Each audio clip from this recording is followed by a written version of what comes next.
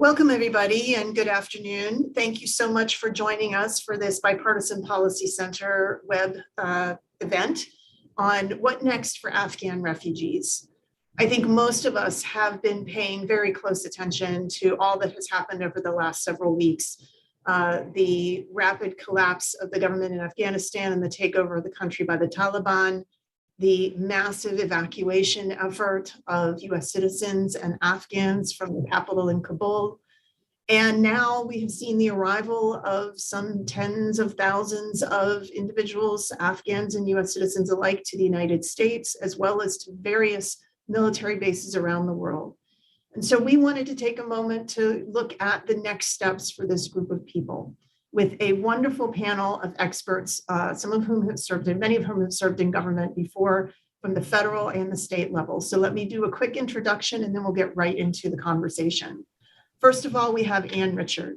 Ann Richard was Assistant Secretary of State for the Population, Refugees, and Migration Bureau in the Obama administration from 2012 to 2017. And prior to that, she was the Vice President of Government Relations and Advocacy for the International Rescue Committee. She's been a non-resident fellow of the Center for Transatlantic Relations at Johns Hopkins SAIS and a board member of the Stimson Center. And early in her career, she served in other senior positions at the State Department, at the Peace Corps, and the U.S. Office of Management and Budget. Next, we have Mark Greenberg. Mark joined the Migration Policy Institute as a senior fellow in July of 2017 and is director of its Human Services Initiative. And his work focuses on the intersections of migration policy with human services and social welfare policies. From 2009 to 2017, Mr. Greenberg worked at the Administration for Children and Families at the U.S. Department of Health and Human Services. And the ACF administration oversees the Office of Refugee Resettlement, ORR, at the department. He also served as acting commissioner for the Administration for Children, Youth, and Families from 2013 to 2015, and again, acting assistant secretary from 2013 to 2017. Next, we have Camille Mackler. Camille is an attorney and the founder and executive director of Immigrant ARC, IARC, a collaborative of over 80 legal service providers in New York State. She works with community leaders, legal service providers, state and local governments, law enforcement agencies, and federal agencies to make sure immigrants have access to fair and efficient immigration system. She's also a senior visiting fellow at the Truman Center for National Policy, where she's working on researching and highlighting intersections between immigration policy, national security, and foreign relations. Kyra OMara is the president and CEO of the Lutheran Immigration and Refugee Service, LIRS.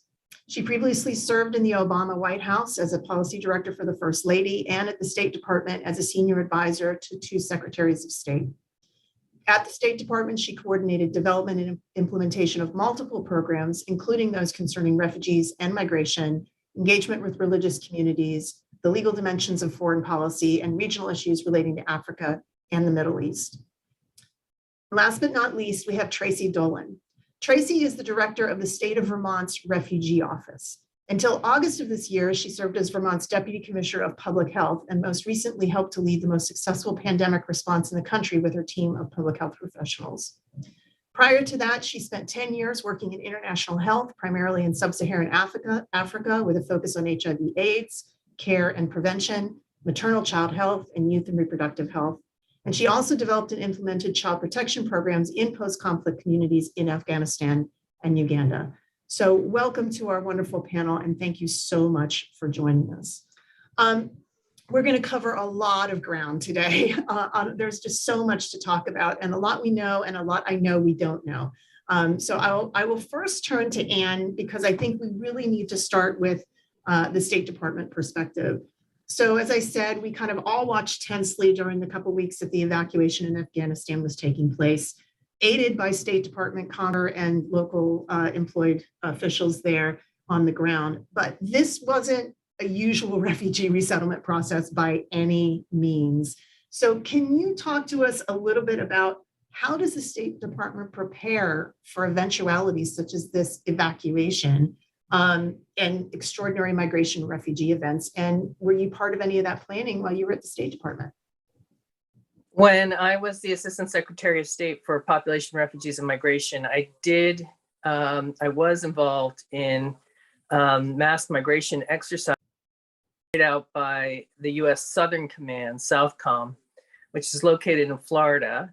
At the time, John Kelly was the combatant commander, but that was all focused on large numbers coming from Haiti and Cuba, a Caribbean mass migration episode. And you can understand how, because we have dealt with things like this before, it made a lot of sense for an interagency group to come together, a lot of involvement, Coast Guard involvement, to look at what would happen if there were a lot of people setting to sea at one time, all headed to the US. There were no exercises that I participated in that I know of that took place. A type of evacuation from Saigon scenario that really would have been the closest thing, I think, to what we've seen in the past few weeks of people coming out of Afghanistan. There's a big exodus of refugees from a country all at once because of war, or shift in war, or massive threat to people. They're going to their neighboring countries. Countries, unless it's Mexico, just do not border the United States, Mexico or Canada, the way the countries in the Middle East and Central Asia and South Asia border each other. When we see big upticks in refugees coming out of a country, so we did not do this kind of exercise for what we've seen in the last few weeks. Mark, let me turn to you. What is the role of HHS and the Office of Refugee Resettlement in this kind of an event? Again, this isn't your normal refugee resettlement, but we are dealing with people who may become legal refugees or are soon. Tell me about what is the distinction and what they would be doing now. Sure. Let me talk about how the process normally works and then what's different here. So normally when refugees arrive, they will initially receive 30 to 90 days of help from resettlement agencies funded through the State Department through the Reception and Placement Program. And then beyond that, the Office of Refugee Resettlement provides funding to state coordinators who are usually in state government, though they may be in non-governmental organizations. And some of that funding is used for social services funding, and some of that funding is used to provide up to 8 months of cash assistance for refugees who aren't otherwise eligible for federal cash assistance, up to 8 months of Medicaid for those not eligible for Medicaid. And then there are efforts to also connect them with needed mainstream public benefits programs and a very strong emphasis on rapid employment. So that's the normal process.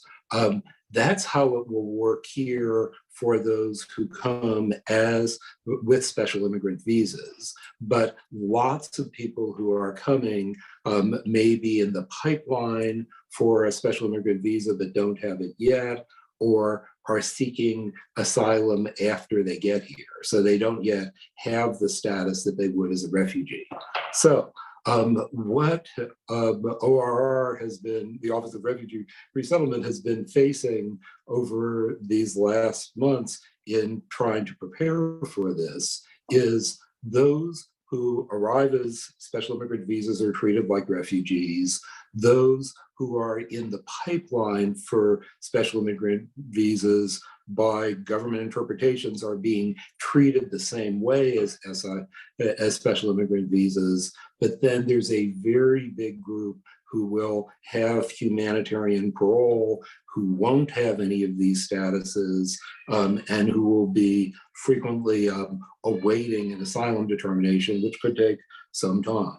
So for that group, the State Department has put in place a new program that's intended to be very similar to reception and placement, but HHS has determined that this group isn't eligible for ORR-funded services and benefits. So unless Congress changes this, they will be left out of ORR benefits. And then because they don't have refugee status, they'll face a set of restrictions on access to other public assistance, which we can get into details if it'd be helpful. But the bottom line is that when you hear people talking both about the need for congressional action and the need for volunteer and community efforts, it is because for a significant group of those arriving, they're not going to be eligible for the same benefits and services that refugees normally would. Thank you. So Camille, I'm gonna come over to you now. You know, Department of Defense obviously had a major role in the evacuation. And one of the things that Mark talked about is all the different statuses that people have come on. But there was a lot of question about sort of the screening and vetting of those who were evacuated. What do we know about how it was determined who went on the planes, who was flown to third countries, who came to the United States, where in the process they were? Just what do you know about what happened sort of on the ground there? Yeah, and I think to preface this, I want to be very clear that a lot of information is going to come out over the next years and months, I'm sure, over what happened on the ground. So I can give you my perspective, which was based on a lot of real-time on the ground updates, but you know, coming from very chaotic situations. It seems that those who were the evacuations took place in military planes, in chartered planes, and private planes and such, some of which had arrangements to fly here, some of which didn't, some of which went to what we're calling lily pad countries, right? Third countries where there was processing there happening and then coming over to the United States. As of now, those who are coming to the United States, by and large, are those who were evacuated through quote unquote official channels. So individuals who had some kind of petition pending, maybe humanitarian parole, although at the time that this was happening, from August 14th to August 31st, and it was really August 14th to August 26th, I believe, was the day of the attack, which really shut everything down. The individuals who had pending applications like SIV, special immigrant visas for interpreters, green card holders, others who had worked with the US, with NGOs, with the US government, who got put on planes that have now come to the United States. There were initial issues, some of whom had already been very vetted, right? I mean, if you're applying for a special immigrant visa, you're applying as an interpreter who worked with the US military, you've obviously been extensively, thoroughly vetted by just as a condition of your employment. In fact, I think it was every 6 months they had to be recertified. So there's already that sort of level of screening that has happened. And then once they arrived in the United States, I mean, again, sort of building the plane as we were flying it, but we saw, for a while, backlogs at JFK. We heard of stories of people spending hours on the tarmac. All of that was because agencies like Customs Border Protection, Department of Defense, Department of State, ORR, everybody was sort of trying to sync up to get the information that they needed to do on the arrival side, what typically happens on the departure side of sort of like clearing individuals, and then bringing them into the DC Expo Center for about 24 hours where they were further processed before being brought to these various bases where they're going through the final stages. And it's been made very clear that, they have to go through these bases to be able to benefit from any sort of resettlement assistance that the US government may be offering. And I know Chris is going to talk about that in a minute, so I don't want to get too ahead of that. But I mean, it was very chaotic, I guess, to go back to your initial question of who got to leave. I mean, initially it was just who got into the airport, and we saw those photos of the planes leaving empty, right? The situation of the perimeter around the airport was incredibly chaotic. The doors were really locked down. There was constant, go to Abbey Gate, go to North Gate, go here, go there, because, this is where they're letting people in. And unfortunately, it sort of spiraled into what we saw ended up happening with the crowds and the attacks. But initially, anybody who got into the airport, and then there was some measure of attempting to sort of triage, and then triage further once they arrived into the lily pad countries. But it's very unclear to what extent there was a formal process versus attempts to instill processes locally as the day and the conditions permitted. Risa? Yes, Anne. Of bringing refugees to the United States, the refugee resettlement process in the Obama administration was taking an average of 18 to 24 months between application and then arrival in the United States. And it was designed to be slow. It's be an emergency response program. It was designed to be slow so that this extensive vetting, which is medical and also looking to make sure the individuals are who they say they are, but it's also to prevent terrorists and criminals from getting into the United States, that extent involving lots of different law enforcement and intelligence agencies take place. The special immigrant visa also required time. And we've read recently people who served during the Trump administration reporting that these processes were deliberately slowed down.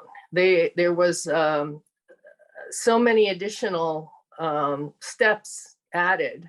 Some may be sensible, some overkill and really unhelpful, that very few people were coming in. So these programs were deliberately designed not to swiftly go in and pick people up. And then the reason people are entering the US is because since they don't have refugee status, since they don't have SIV, special immigrant visas, the V for visas, they have to be allowed in under some kind of authority. And that's what, special programs to help you start your life over in the United States. I'm going to turn to Krish now. Krish, refugee resettlement organizations like yours have been calling for months on the administration to process SIV applications faster, to begin the evacuation of Afghan allies out of the country. How did you see this process going down, and what is your perspective of what needs to happen next? Yeah, so obviously this is not the time for I told you so's, but since you asked the question, I will be candid.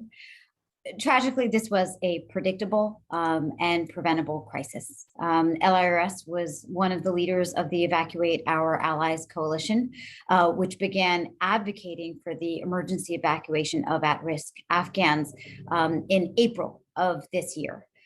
It was clear to anyone with passing familiarity of the, I will say bureaucratic, and I don't mean that pejoratively, but it's a bureaucratic, it is a methodical, to Anne's comment just now, maze that is a special immigrant visa process. And we knew that it wasn't going to be agile enough to respond to the need because, as Anne just said, that wasn't how it was designed. So we had been screaming from the rooftops for months that we needed to get these allies to Guam or another US territory. We've evacuated allies to US territory throughout our history, from the Vietnamese refugees to Kosovar Albanians. And there was no reason to have strayed from a tried and true model in terms of processing these Afghans. The Biden administration had more than enough time to plan and evacuate and execute an evacuation before the situation on the ground reached a crisis point. But I think it's also important to understand that they inherited a ticking time bomb, because as Anne just mentioned, the prior administration had not just sat on this program, but they had added layer upon layer of bureaucratic red tape instead of identifying and recognizing these Afghan allies as who they are, which are heroes who deserve kind of a ticker tape parade. And so, as a result, we had a backlog of 17,000 SIVs in the pipeline when the Biden administration came into power. I just want to, say in terms of what we saw in the last month, of course, let's give credit where credit's due. By historical standards, the evacuation of 125,000 was no small feat, especially in the short notice. And while we are grateful for all of the, those who are moved to safety, we know that history won't judge us alone on how many people got out. We'll also be judged for how many people were left behind. Despite President Biden's announcement that the U.S. would not expand evacuation past, 8/31, meaning end of last month, we view our deadline as when the mission is over, not that time frame. And so we're going to continue to advocate for the evacuation and protection of all Afghan allies and all vulnerable populations. The information that came out from the State Department in the last week indicating that the majority of our Afghan allies were not evacuated is obviously troubling. So this is where we urge the administration to continue to establish humanitarian corridors for Afghans who are seeking protection in neighboring countries. And we just won't give up until our Afghan neighbors and, we maintain our nation's promise to them. Tracy, I want to turn to you. You're newly in your position. I hate to say this, but it seems like you jumped from one crisis, overseeing COVID response in your state, to another crisis, dealing with refugees. Tell me about your role as Director of State Refugee Office. We heard from Mark about how the federal government gives grants to states to help with refugee resettlement. But what is your role specifically as the Director of the Vermont State Refugee Office? Thanks for the question. Here in Vermont, we have a public-private partnership. And so we work closely with our resettlement agency. We have one approved resettlement agency, USCRI. And my role is to ensure and coordinate the services that are so necessary for refugees as they arrive here. So that goes from health to education to employment services. Our agencies on the ground, our field office here, the USCRI, implements a lot of that work. We grant money to them. We work with their sub-grantees. And so that's a big piece of the work to overall ensure that that's happening. Another important piece in this role is just making sure we're connecting and the governor's intent around this, communicating with Vermonters, and making sure we all stay on the same page and everyone is informed, and really making sure that we have transparency. I think a key to ensuring that your residents in your state, the best way to this is to be as open and clear with them as possible.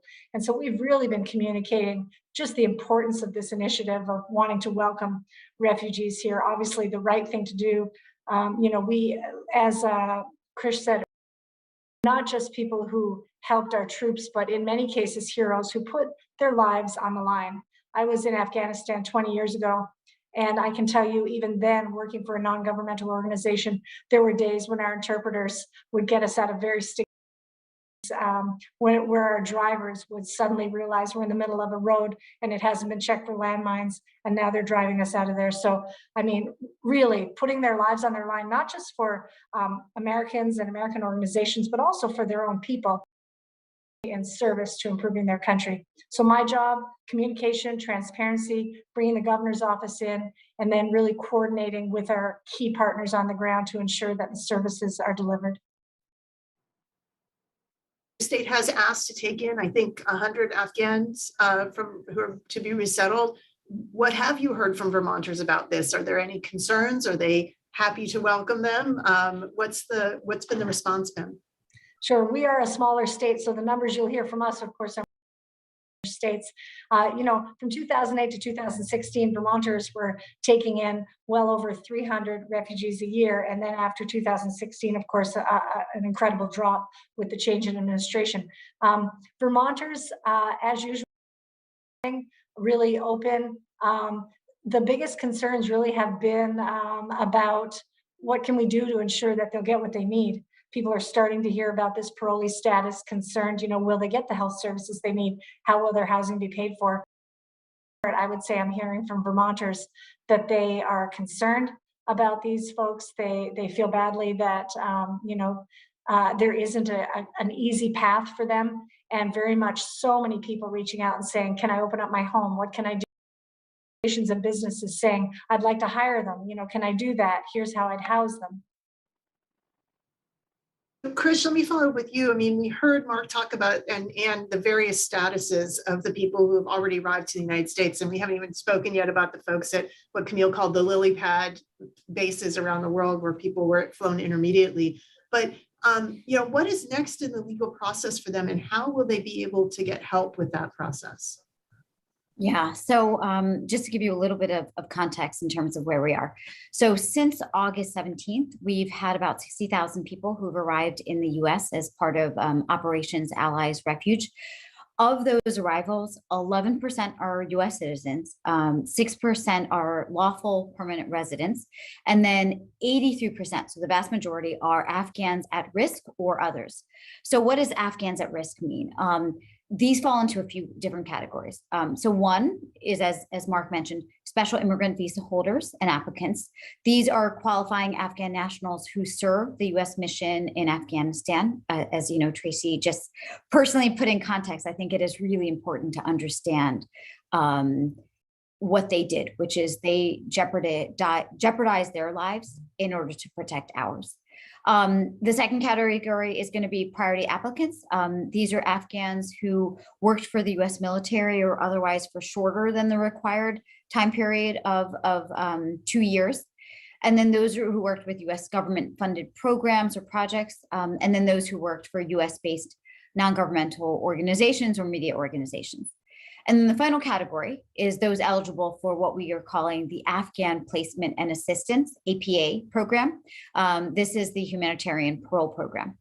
So Afghan allies who come to the US with a special immigrant visa or priority status are all eligible for the host of resettlement benefits that Mark mentioned. Basically, the 5 years of ongoing services through the Office of Refugee Resettlement, plus the public benefits to cover things from, rent prior to employment, Medicaid, food stamps.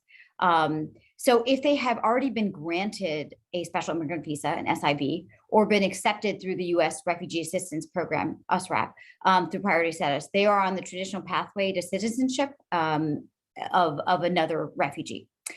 Unfortunately, due to the chaotic nature of the evacuation and the need to get people out of Afghanistan quickly, the majority of our numbers are going to, as Mark mentioned, also going to come in under humanitarian parole, which currently limits them to very limited public benefits or services that are going to be funded basically for that 90 days through the State Department. So under the APA, eligible Afghans will receive that 90 days. That'll include initial relocation support services, assistance with school enrollment, food, clothing, access to medical care, support in applying for work authorization. Some of this is actually is happening on the military bases. LIRS and a couple other resettlement agencies are, working on a variety of bases all across the country. I had the chance a few weeks ago to go to Fort Lee, but obviously 90 days are simply not enough. And, the parole status does not provide long-term legal status or a pathway to citizenship. I think Camille also mentioned this. And so, as has been discussed, we are working with members of Congress to advance legislation that would provide protections and support for our Afghan neighbors beyond what is being offered through the State Department's APA program. And to that end, that is why we, played a key role in the introduction of the Welcomed Act, which was introduced last Friday by Congressman Seth Moulton and Don Bacon. Nice to see the bipartisan support that we, it's somewhat rare, and obviously as the Bipartisan Policy Center, it's heartening for us to see this. This would provide congressional authorization to ensure that all Afghan parolees have the same access to resettlement services as they would through the U.S. Refugee Admissions Program.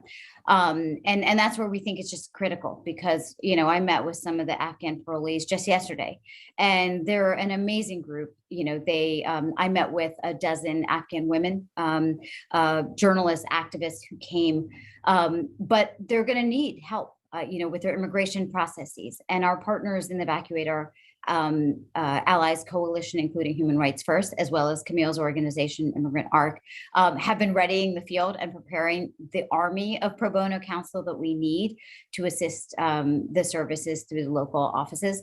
And then I'll just end by saying, in parallel, LIRS and our other resettlement partners are seeking to help our neighbors settle into their new homes. And part of that is an amazing outpouring of support, private partners, happy to talk a little bit more about that. But that is how, regardless of what happens, we have to prepare for really the worst case scenario, which is that we only get 90 days of federal assistance. Let's hope that's not the case. But, that means that we are going to have to create through a private system the ability to help with new homes, to help them learn English, to help with healthcare, which is really going to be prohibitive unless we can find additional support, to enroll their children in, public schools, to provide them that work authorization, because it is going to be a critical step towards self-sufficiency. We can do it. Obviously, it will involve as much of that private support as we can get. It'll involve working with people like Tracy and our state partners, but we hope that, whether it's congressional action or otherwise, that we'll also get the federal assistance we're going to need. Camille, I want to come back to you.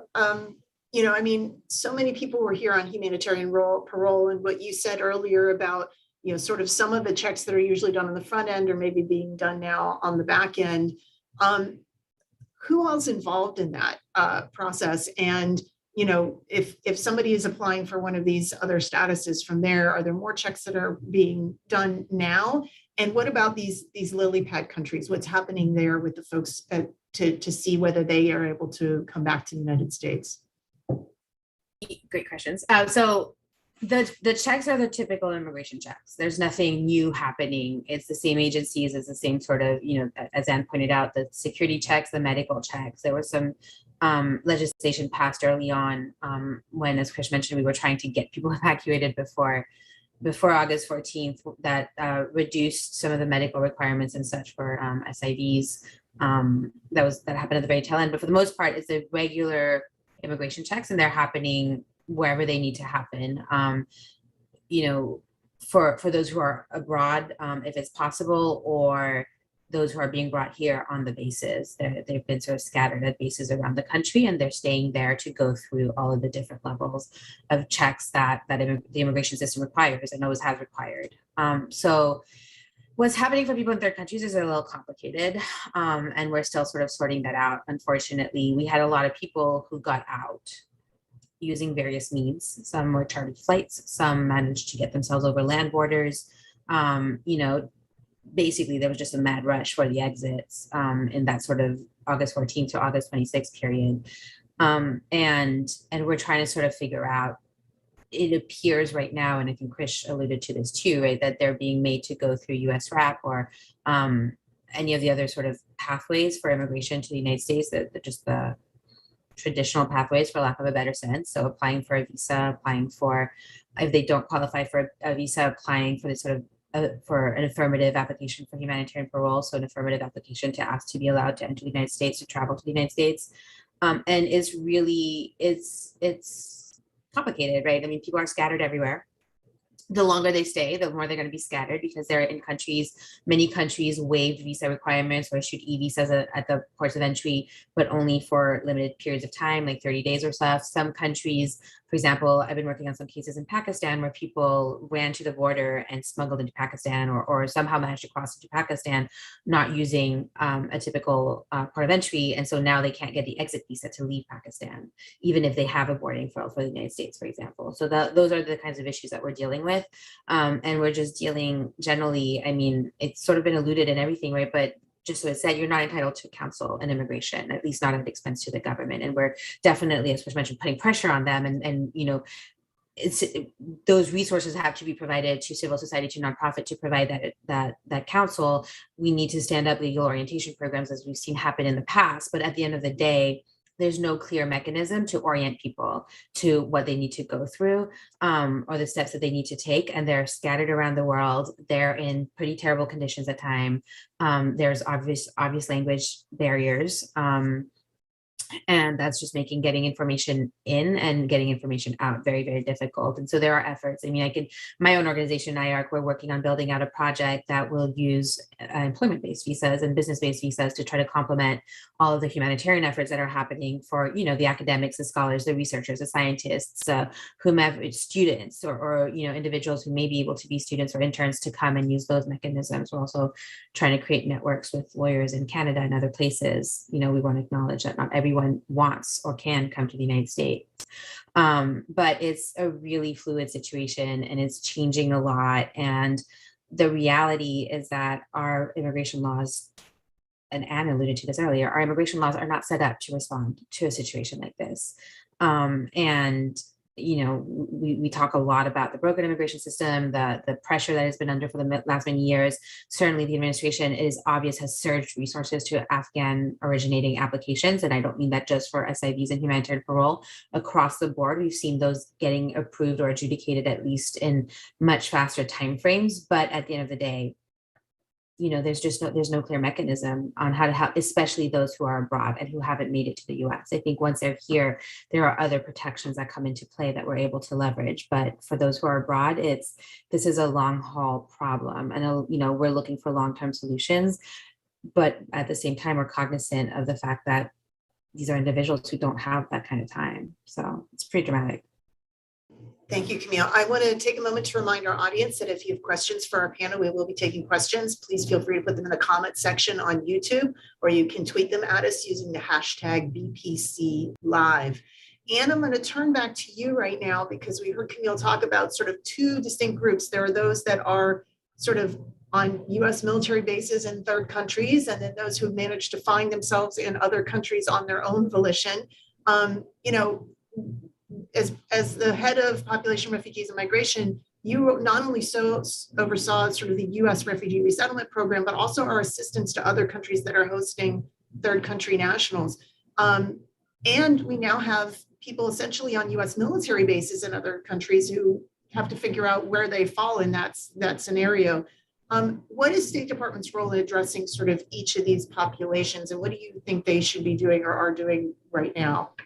Well, the U.S. has a tradition of being a top donor to humanitarian response operations, and that hasn't changed. And partly that's because Congress kept providing funding over the last few years to the big humanitarian accounts at the U.S. Agency for National Development and at state population, refugees, and migration. And so the U.S. is a top donor to, for example, the UN Refugee Agency, whose formal name is UNHCR, UN High Commissioner for Refugees, assembling to help refugees wherever they are, once they've crossed an international border, once they've left their home country and they are looking for help. UNHCR is the key international agency that is where they get aid and that they get a protection, and that they're not pushed back into a dangerous place,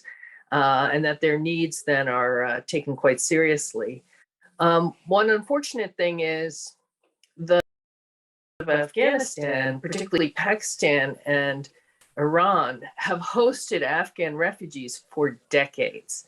At one point, there was a major repatriation exercise to send refugees back to Afghanistan when it was felt the situation was getting better. But now we see that there's probably going to be existing refugee populations staying put, and then new flows coming out of Afghanistan. And what many countries have taken on board from the last period of time is a desire to stop refugees from entering their countries, to build walls, to say that they will no longer host refugees. And so there'll be a lot of diplomatic discussions, and this is something else that the US government can do, diplomatic discussions, outreach to countries, perhaps not Iran, but certainly to Pakistan, Central Asian countries, to Turkey, to talk about hosting refugees, and how the US can help them host refugees. Unfortunately, we're living in this period of time where countries have just gotten stingier and stingier. I mean, if you look at the politics inside Europe right now, politicians are scrambling to try to figure out how to prevent Afghans from traveling all the way to Europe, as they did in 2015.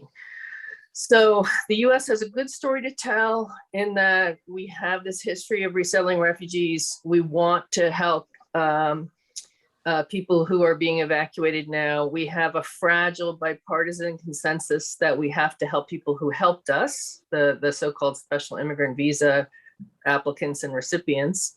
But we also have this flip side of having just had a period of time where we were building walls, we were taking fewer refugees, and we had a lot of harsh rhetoric against refugees. So I think it's up to the Biden administration to really set a tone that I know will be welcomed by many of the citizens in the US who are really scrambling to help refugees on the local level, people arriving, turning to organizations like LIRS, turning to local church groups and community groups, trying to figure out, well, how can I help? How can I help if refugees are arriving?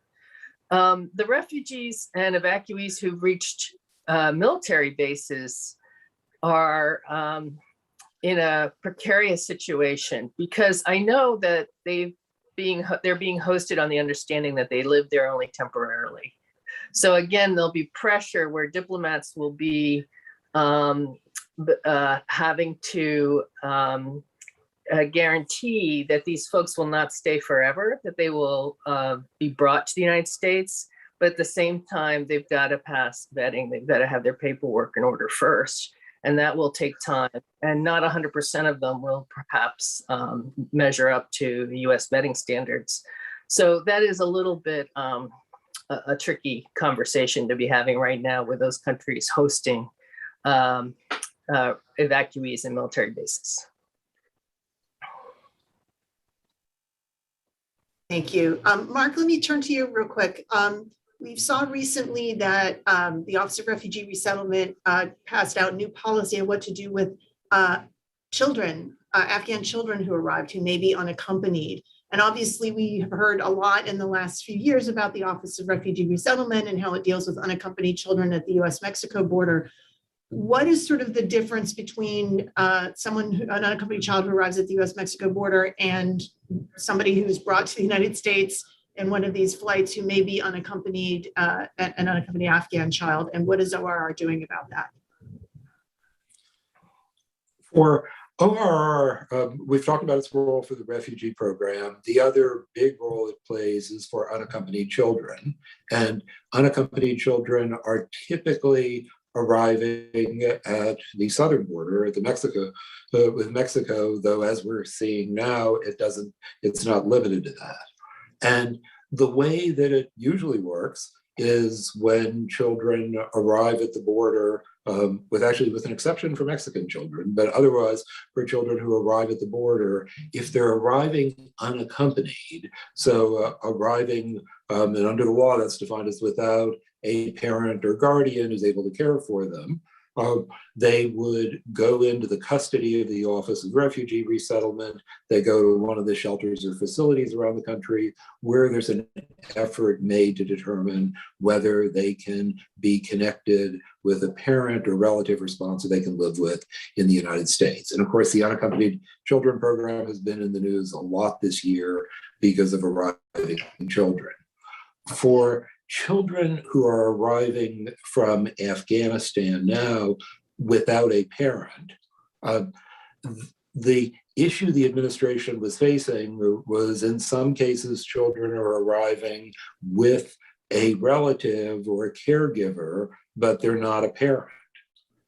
And normally in the Unaccompanied Children Program, they would be separated and children sent to the Office of Refugee Resettlement shelters or other facilities. The administration issued a policy earlier this week saying, instead of doing it that way, if a child arrives with a relative or other caretaker who is not a parent, there can be a vetting, a determination right there of whether it is okay to release the child with this other adult so that they don't need to go into federal custody.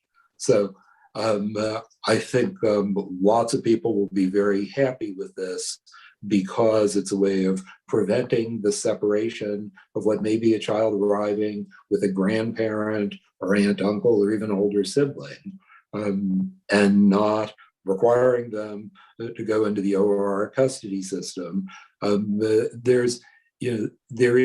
It's not zero risk in this situation because there does have to be the screening and hopefully there won't be mistakes, but this is an effort for children who have gone through horrific trauma to get here to not have the further trauma of separation. So, I think there will be discussion in the coming weeks and months because that's actually not the policy that is applied at the border where children are separated from grandparents, aunts, and uncles and other close relatives. But that is the important guidance that's come out this week. Yeah. So we are starting to get several questions from the audience, and several of them are along the same direction. So I'll kind of combine them. One from Nami Patel, one from Sam Peak, one from Handwork Doc, about how private citizens, private sector people can support and or help with the refugees who have arrived in the United States, whether individuals want to offer up rooms in their homes, private sector support for jobs or whatever. What are the best ways for folks to get engaged? And maybe Krish, I'll start with you there. Great. So really appreciate the question, because honestly, we are going to need as much help as we can get in this effort. So just to, kind of contextualize who we're talking about. And I think, some of this is just stating the obvious. Many of these newly arrived Afghan allies will come with nothing but the clothes on their backs. In some cases, for example, some of the people that I've met with in the last week were basically told, go to the airport. You can carry no more than a small knapsack. So they really are coming with nothing. At LIRS, kind of our efforts are obviously focused on raising funds, in-kind contributions, and then volunteer efforts. So our hope in terms of raising private funds is to ensure that, at least 6 months of services and support can be available beyond kind of what we're expecting in terms of the first 3 months of federal support. So we've been fundraising, we've been collecting donations both at the local individual level as well as from larger, entities, private corporations. Just to give you an example, we just finished a donation drive at our Baltimore headquarters where we had towers of diapers, household items, cell phones, SIM cards, gift cards. One of the specific requests that we've been asked, and if you know of a halal restaurant in your area, please let us know, because we realize that, this population has unique and specialized needs. We've seen an outpouring of support from people all across the country in terms of fundraising for our Neighbors in Need Afghan Allies Fund, which is providing kind of gap services like the emergency medical care and the temporary housing. We've been working with corporations to meet sort of the immediate needs. We struck up a partnership with Airbnb for temporary housing, Uber for transportation support, Walmart for gift cards and some cash assistance. Housing, particularly in Northern Virginia, California, remains a major need. So we would welcome the use of any unused houses, condos, any financial assistance, because one of the things that we're facing right now is landlords who are seeing Afghan families who, they don't have a track record of being renters, right? And so they're asking for 6 months of rent upfront, which in these, in circumstances, it's impossible unless we can find the private donations to support it or landlords who are willing to help. We're seeking employers who are open to hiring refugees so that they can become self-sufficient. Many of the people that I've met with in the last 2 weeks have said, first and foremost, that what they're looking for is a job. And I mean, bear in mind the group that we're talking about, right? They're talented, they're skilled, they're driven. There's a reason why in some cases they were selected to work alongside the US government, or they're activists, they're artists, they're academics. There's a reason why they may be targeted by the Taliban. So, as I mentioned, we are seeing even the need for computers. Every single woman that I met with yesterday was saying, yes, we would love a laptop, because many of them were journalists or writers.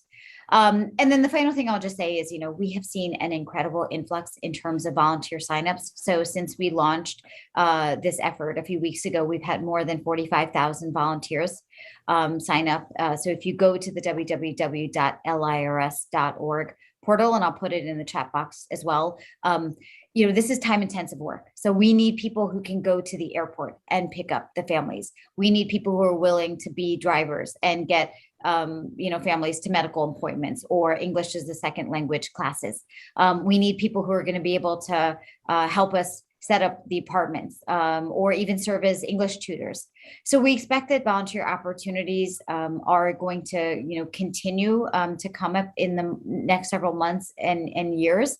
And that's where I think a lot of people can be helpful, because it is incredibly useful. And I can't tell you how rewarding it is when you sit down with these families and you realize that they come here with next to nothing and they are so grateful. And just recognizing that, we accept these allies, not because they're Americans, but because we're Americans. And that should mean something. And there is a way in which each and every one of you can get involved. So just to kind of follow up on that a little bit, I mean, there's sort of short-term immediate needs for the arrivals where they arrive, whether it's at Dulles, at JFK, and that sort of interim center, and then as they go to one of these military forts and what's in those areas. But eventually, they're going to be resettled in other cities and towns around the United States. So I want to turn it over to Tracy there. From the state perspective, you may have a little bit more lead time here, but what kinds of things do you see the needs in your communities and ways that people can support that effort? Sure. Organizations like Chris's organization, Lears, in our state, it's USCRI. So looking to the resettlement agencies and reaching out to them, they often have a volunteer coordinator. A lot of them are standing up programs to start to get that support. So folks are reaching out saying, I have something right now. I would ask you to have some patients reach out, offer, recognizing it might take a little while for us to be able to take advantage of what you're offering, because we need to see who's coming and what their needs are. But high needs in the Northeast here in Vermont, and I can imagine this isn't a challenge across the country, is housing. Housing that's affordable, housing that is appropriate and healthy.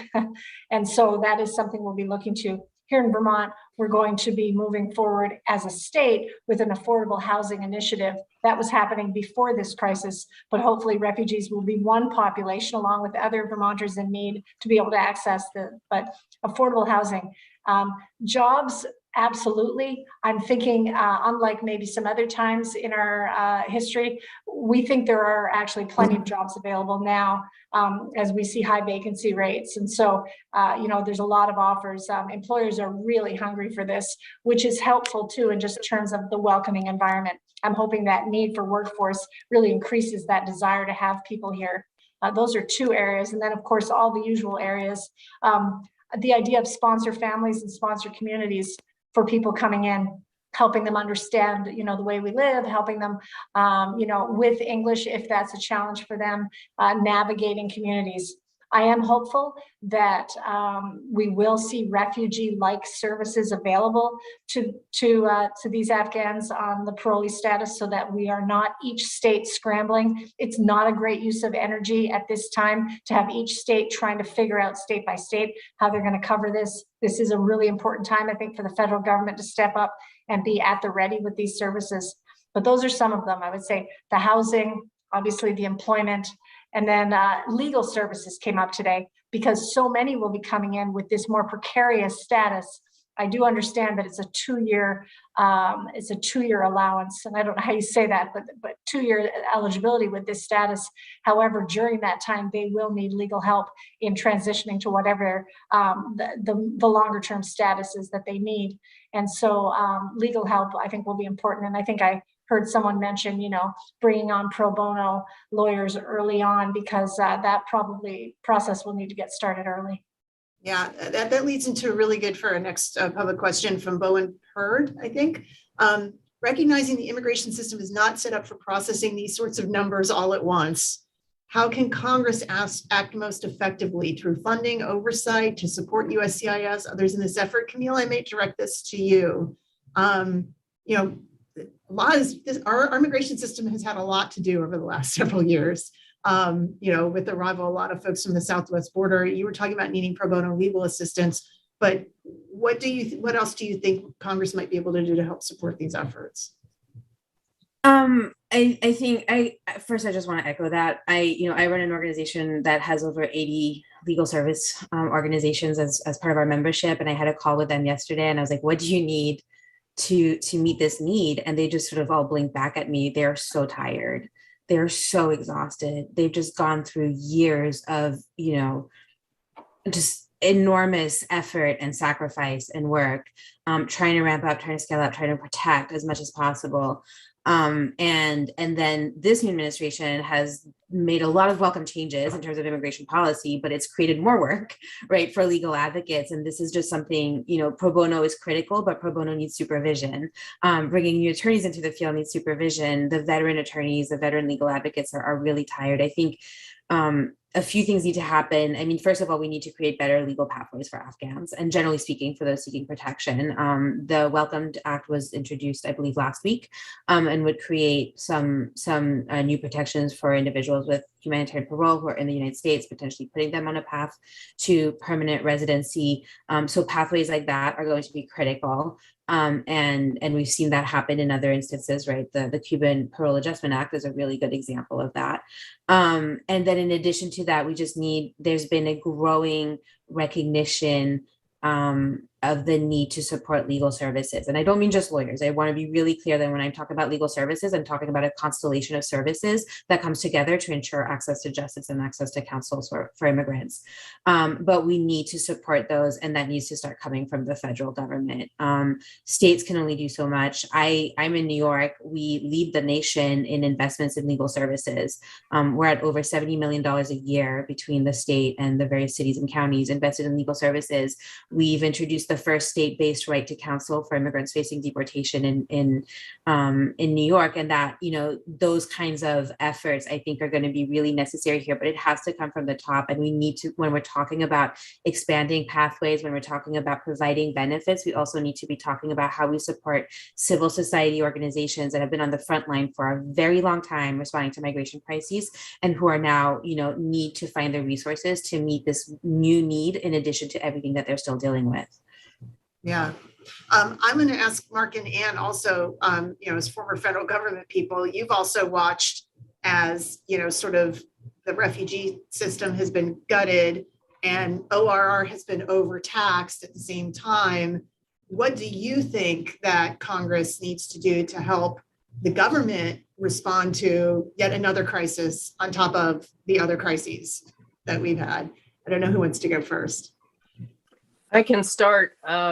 I think that in an ideal world, we would be talking not just about bringing more refugees to the United States, but also being more generous in helping them get their lives started. Over time, the official program that provides assistance to refugees has gone from providing months of help to shorter and shorter time periods. There's a piece of this that is an American tradition I think we all support, which is to try to get refugees on the road to independence and self-sufficiency as fast as possible. And it really is, I found, and I've been told, the best thing for the mental health of the heads of households, the families, that they quickly become a part of our society. But if we hadn't been fighting during the Obama administration to get the numbers up, I would have liked to have thought we would have argued for a more generous response to people coming in. They're brought in and on a shoestring budget. So that's definitely one issue that its time was not right before, but perhaps it is now.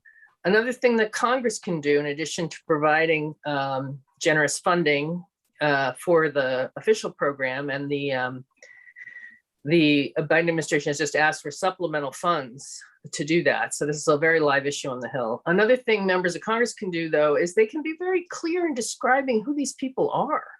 These are families who are pro-American, who are anti-Taliban, who are leaders in their community, who were trying to make a better world for themselves, for their family, a better Afghanistan. And they are now in danger because of what they tried to do as allies of ours. These are not people who are by and large, who are a security threat to us. We always have to be vigilant, of course.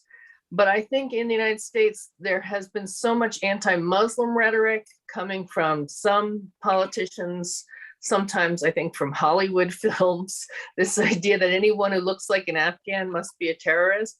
We got to get past that and really embrace these folks and understand who they are, and that they are families that are our allies. And some of the kids are future, Americans who are going to be great Americans. So as we've seen with other immigrant groups and refugee groups in the past. So I think speaking up and describing these folks accurately would be a real service on the part of many members of Congress and leaders in the United States.